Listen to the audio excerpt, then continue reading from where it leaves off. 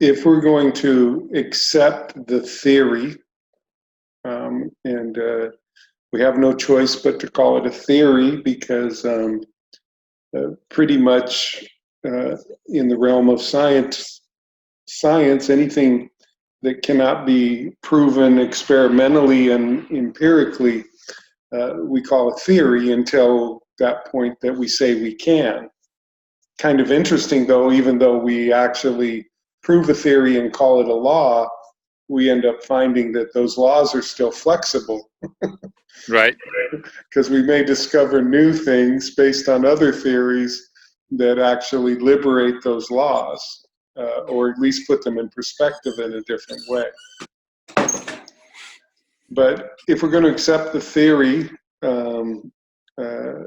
that all of material phenomenon is in fact arising from this, what I'm calling unified field of consciousness. And then creation itself is a manifestation set into motion of this power. And that it's expressing itself through the creation and emerging in the creation. And of course, because we're having this discussion, we're part of that consciousness emerging. And as we become aware of ourself as a part of that consciousness, then our motive is to actually assist the emergence of the consciousness from which our being springs. We've become aware. And a simple way of saying it is, this is who I am.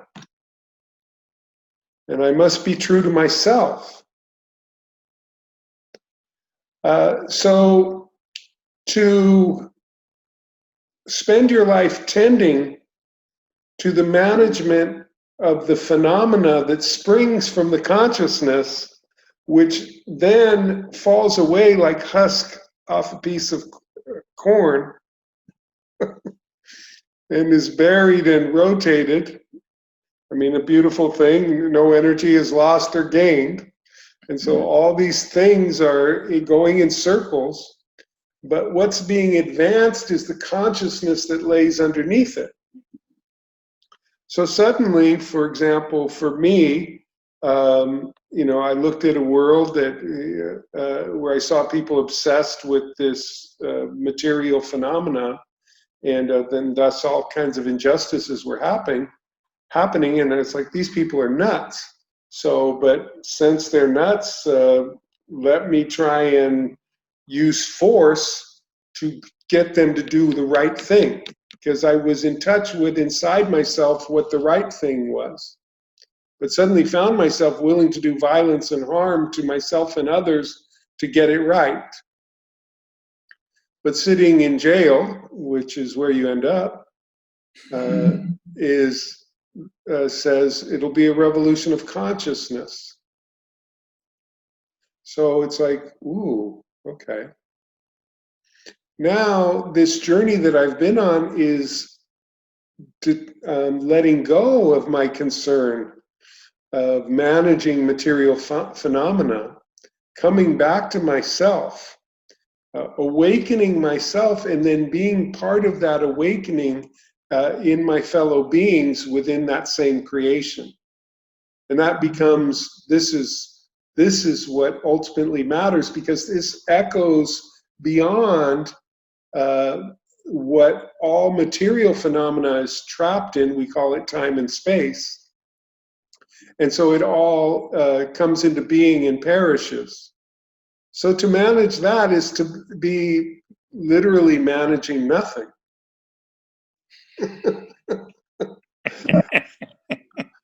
But the consciousness was pre-existent, existent, and will be post-existent. And it's working on something within the creation. Therefore, when you become a part of it, Jesus said, and I've said, to myself, and sometimes I've said it out loud, I have to be about my Father's business.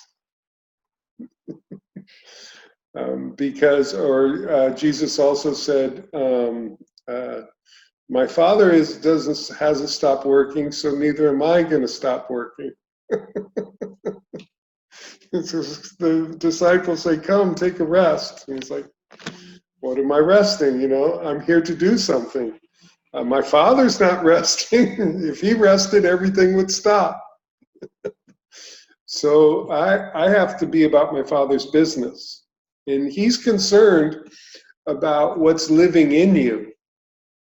And that part that's living in you is a part of this greater consciousness of which you're a little spark, a little emerging spark. And when that awakens, all these things that, for example, that I was willing to fight for by managing atoms, displacing atoms, causing some atoms to stop organizing themselves in a human life form and dissipate. It's not going to help anything. But actually to live from that point of conscious awareness and nurture it in others. Well, I can say to you that through that transition, that's what my life is. And then it's always the calculation, what's the best way that I can then nurture it today? So, you know, you see me creating projects, but every project is towards the same goal. And everywhere I go, I look for that seed so I can tend to it. And I'm patient when it's going to take more time. But even to bring the vibration of that conscious awareness is constantly nurturing that field of awareness and consciousness everywhere you go. And that actually is working on people at whatever level of that consciousness emerging through them. That is the same as seed, sproutling, you know, a young tree to tree bearing fruit is what consciousness is doing. That's a metaphor of what consciousness is doing.